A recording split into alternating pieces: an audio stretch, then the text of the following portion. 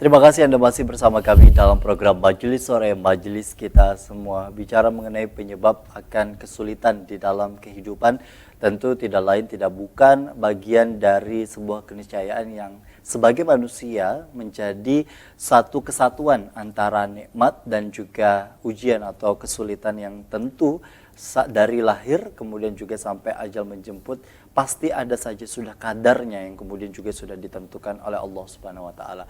Tinggal sejauh mana kita kuat akan kondisi tamparan kesulitan ataupun juga bentuk ujian yang berbentuk kesenangan. Tapi kalau kita bicara mengenai penyebab akan kesulitan tadi, disebutkan adalah bagian dari dosa, kelalaian dan hal-hal lainnya yang seringkali juga kita lakukan secara tidak sadar.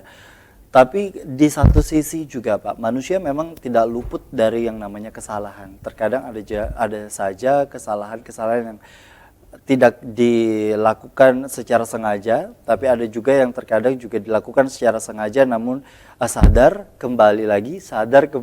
Betul. Dan itu menjadi sebuah hal yang terkadang juga cukup sulit bagi sebagian orang apabila sudah tergelincir di satu titik kesalahan dan lain sebagainya sehingga memunculkan kesalahan-kesalahan baru lainnya. Nah, sejauh mana kita mampu untuk kemudian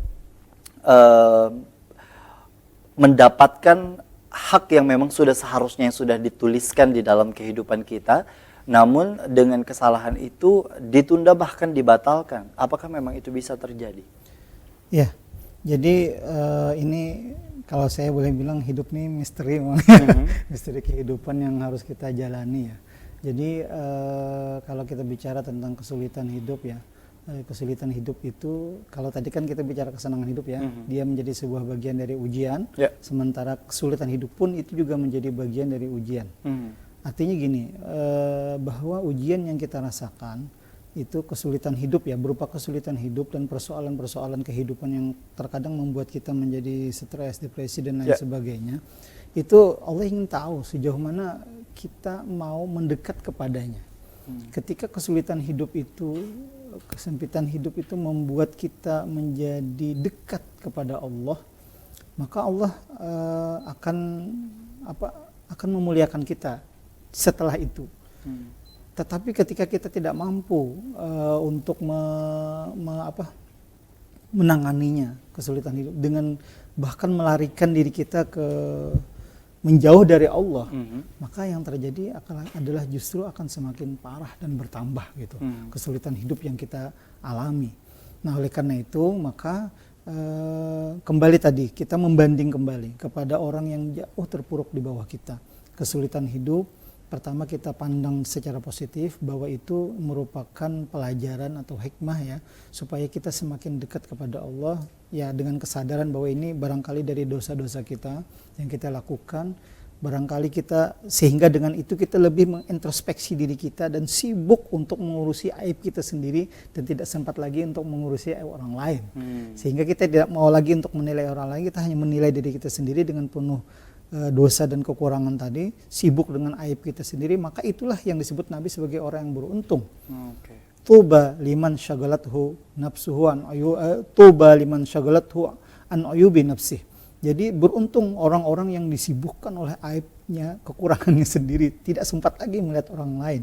Nah, Allah inginkan seperti itu ternyata untuk kita. Nah, maka dengan itu kita menjadi semakin dekat kepada Allah. Dan dengan itu ketika kita dekat dengan Allah, maka akan terbukalah pintu-pintu surga kenikmatan.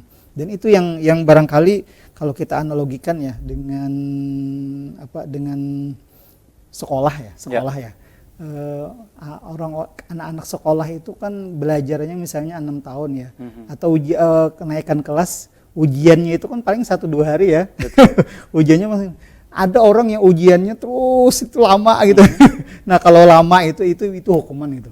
Tapi kalau ujiannya sebentar dan dia menghadapinya dengan hati yang tidak gundah dan senantiasa berbaik sangka kepada Allah, bahkan dia semakin dekat dengan Allah, maka itu apa istilahnya ya, cobaan aja itu, ujian namanya ya, ujian hidup, dan itu tidak akan berlangsung lama. Tapi memang Allah memang seperti itu ya, melihat kita. Jadi tidak mungkin kita, kata Allah, hasiban nas ayutraku ayyaqulu amanna wa hum la yuftanun, ya, Apakah manusia itu mengira bahwa mereka dikatakan beriman cukup dengan hanya mengatakan kami beriman, sementara mereka tidak diuji. Dan kami, kata Allah, sungguh telah menguji orang-orang sebelum kalian, dan kami tahu siapa yang memang betul-betul imannya dan siapa yang memang imannya itu tidak bisa imannya itu bohong belaka. Jadi seperti itu. Baik, benarkah memang rumusannya untuk menganggap di dalam diri kita dan orang lain, kita menganggap akan kesulitan yang kita hadapi adalah sebagai hukuman, sedangkan untuk orang lain adalah sebagai ujian untuk kehidupannya? Apakah memang benar seperti itu, atau kemudian juga bisa, kalau sebaliknya tentu bukan hal yang disarankan begitu, artinya menganggap segala sesuatu yang dialami oleh orang lain adalah sebuah hukuman begitu. Itu kan memang tadi sudah kita bahas bahwa memang tidak dibenarkan. Tapi ketika kondisinya dibalik, ketika kita menganggap segala kesulitan kita adalah bentuk dari hukuman agar kita mungkin introspeksi dan lain sebagainya, tapi untuk menganggap segala kesulitan yang orang lain hadapi adalah sebagai bentuk ujian untuk mengangkat derajatnya, diperbolehkankah seperti itu? Ya, kalau untuk ke diri kita itu memang bisa seperti itu. Artinya kita jangan apa istilahnya lah, dengan adanya kesulitan hidup yang kita alami, ya, bisa ini menjadi bentuk hukuman. Makanya dengan kita menganggap itu sebagai hukuman, maka kita dengan serta-merta kan akan mencari hukum apa nih, kekurangan apa, dosa apa yang kita lakukan nih. Sibuk kita dengan mencari-cari kekurangan kita, dan di situ kita kemudian bisa memperbaiki. Nah, kalau kita hanya menganggapnya sebagai ujian hidup misalnya, ya, ujian hidup ini pasti, maka fokusnya akan ke akhir, akan derajat yang diangkat dan hal-hal lainnya. Kadang itu juga bisa kita lakukan, tetapi yang lebih awal dulu kita lakukan adalah itu, kita anggap dulu ini sebagai hukuman dulu. Sehingga dengan itu, introspeksi seperti itu, kita akan menjadi semakin berbenah diri, dan dengan berbenah itu kita kemudian memperbaiki sangka kita, dengan kita sudah memperbaiki ini berarti mudah-mudahan Allah akan segera mengangkat derajat kita. Seperti itu. Jadi dengan pentingnya bahwa perasaan-perasaan ini, balik lagi apa yang ada di dalam begitu ya. Seringkali memang apa yang dilakukan di luar atau outputnya yang secara lahiriah yang kelihatan tidak lain tidak bukan adalah bentuk juga dari dalam begitu. Nah, sejauh mana kita melakukan, ada semacam disebutkan bahwa ketika kita melakukan kesalahan maka akan muncul satu bintik hitam di hati kita. Nah, ketika kesalahan tersebut kemudian juga secara terus-menerus dan lain sebagainya, maka disebut dengan hijab akhirnya, hingga pada akhirnya untuk menutup segala kenikmatan, kehusyuan dan lain sebagainya. Dan itu terkadang juga yang kita alami sebagai manusia, yang pada saat sholat saja misalkan baru takbiratul ihram ini sudah begitu panjang perjalanan ngelamunnya, kemudian bingungnya, perasaan was-was dan lain sebagainya. Nah, sejauh mana kita untuk meminimalisir akan hal tersebut? Ya, untuk meminimalisir itu kita hendaknya istiqomah dalam beribadah. Ya, kita kerjakan yang wajib-wajib itu. Meskipun kita tahu bahwa kita mengerjakan yang wajib itu sendiri kadang tidak maksimal. Penuh dengan kekurangan. Dengan sangat kekurangan. Makanya Allah Subhanahu wa taala itu kan bersifat asy-syakur. Asy-syakur itu apa ya istilahnya, mau menerima gitu, mau menerima apapun persembahan dari kita, sebanyak apapun kekurangannya, Allah tetap mau menerima.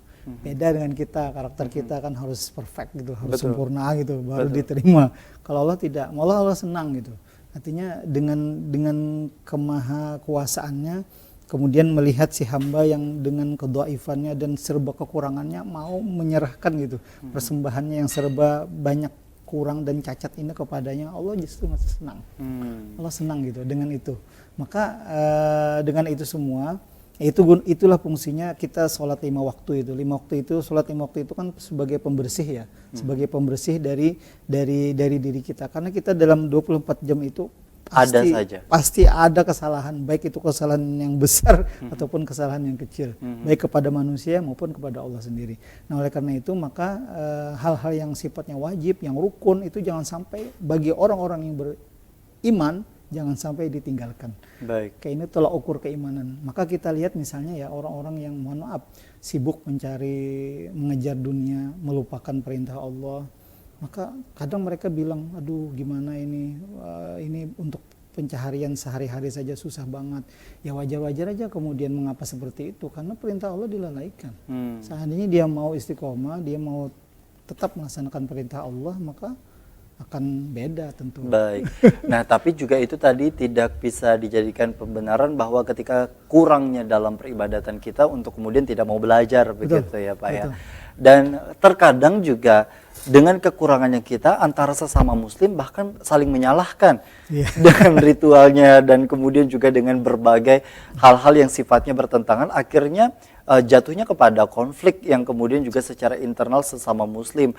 Bahkan itu tadi disebutkan bahwa Allah saja disebutkan sebagai syakur yang kemudian juga menerima berbagai kekurangan hambanya dalam melakukan peribadatan. Nah ini nanti kita akan bahas secara sedikit, tapi kita mungkin akan bahas lagi secara kesimpulan yang kemudian juga lebih padat, sejauh mana kita memaknai akan penyebab dalam berbagai kesulitan hidup ini sendiri. Terkadang juga ini dijadikan sebagai salah satu hal yang cukup sulit, terutama saat ini kita berada di tengah pandemi COVID-19, ekonomi yang kemudian juga cukup sulit, sosial, budaya, dan bahkan keluarga yang banyak terdampak akan kondisi hal ini. Tetaplah bersama kami dalam program Majelis Sore, Majelis Kita Semua.